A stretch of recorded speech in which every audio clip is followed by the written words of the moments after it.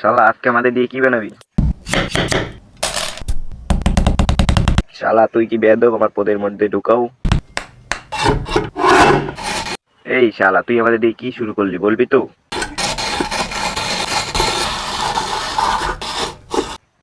আরে বাহ, মালিক আমাদের দিয়ে বাড়া বানালো। হ্যাঁ ঢুকাস শালা পদে, তাছাড়া তো তোর আর কোনো কাজ নাই।